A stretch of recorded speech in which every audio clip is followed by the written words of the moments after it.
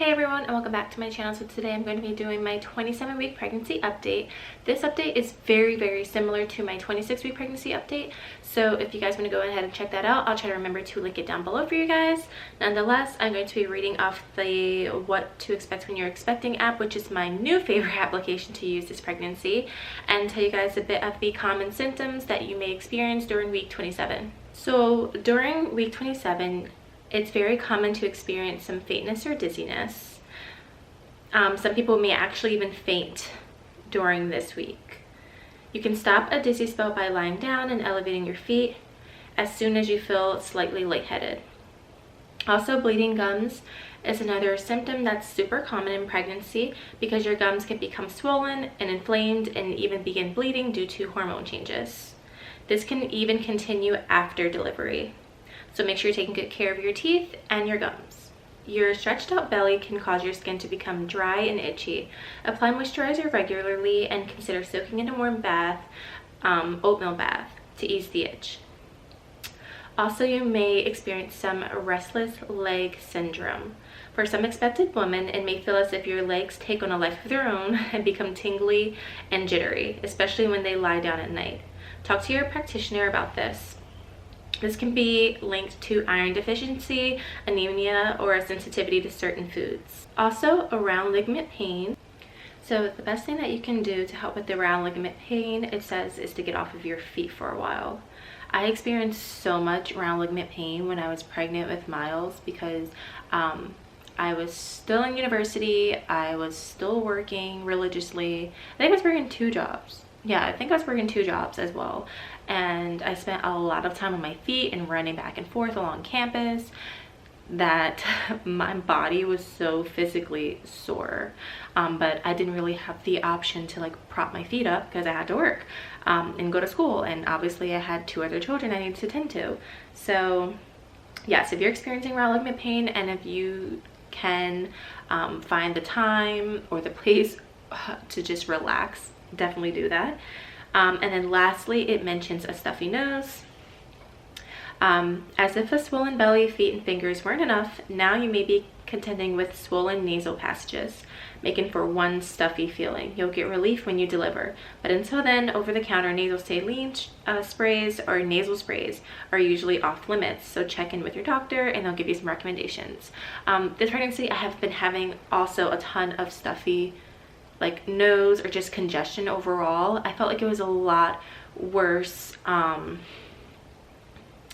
maybe when I first hit 20 weeks or right before I hit 20 weeks. It was like, actually no, I think it's been like at least more than halfway through the pregnancy, if I can remember.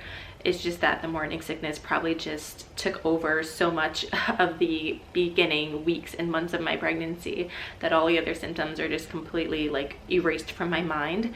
But yes, this was just having congestion or just a stuffy nose in general. I still suffer with that like quite often.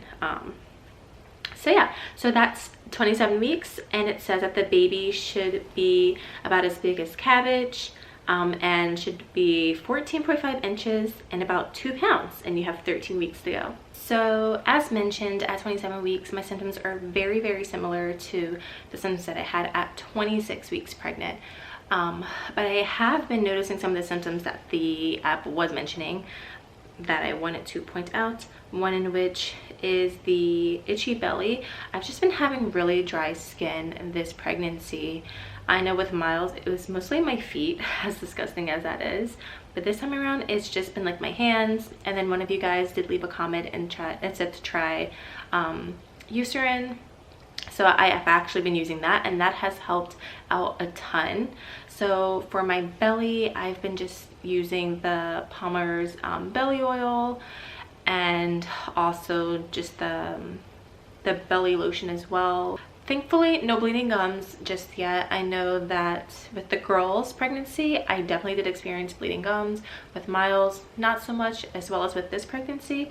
So I'm hoping and praying that I don't get that symptom, because like my gums got so swollen with my girls, like when I went to brush my teeth or floss, it looked like a crime scene in the bathroom. Like it was that bad, you guys. So another thing that I've been noticing is a lot of pain in my hips still, which is like that round ligament pain that it was mentioning as well.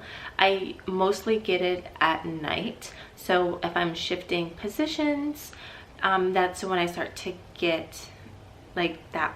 I still can never really explain it. It literally feels like my hips are out of place, or they're popped out of place, and I'm trying to roll on the other side and they're trying to pop back in place, and it's very painful. So it's not as bad also as it was when I was pregnant with Miles. So I'm very, very thankful for that alone. Other than that, guys, I have been, you know, unable to fit 99.99% of my clothing. Even though I am super tempted to go out and purchase some more maternity, just clothing in general, whether it be maternity leggings or a maternity long sleeve shirt or just more chunkier sweaters. Like, unfortunately, not unfortunately, but basically, I just don't want to. It's like I want to have clothes that fit me, but then I don't want to go shopping for them, only because I'm like, I'm pretty sure this is going to be our last baby, and I'm only going to get maybe like a few more months usage out of this clothing, and I don't want to waste the money going completely shopping and then knowing that after I give birth I'm going to have to go shopping again, because I'm going to, you know, be a completely different size. Like, I know for some people after they give birth they are able to fit in their maternity clothes for a little bit. I'm pretty sure I'll still be wearing my leggings, my maternity leggings, for a little bit. But yeah, but other than that, like once I start nursing, like I just start shedding pounds like crazy.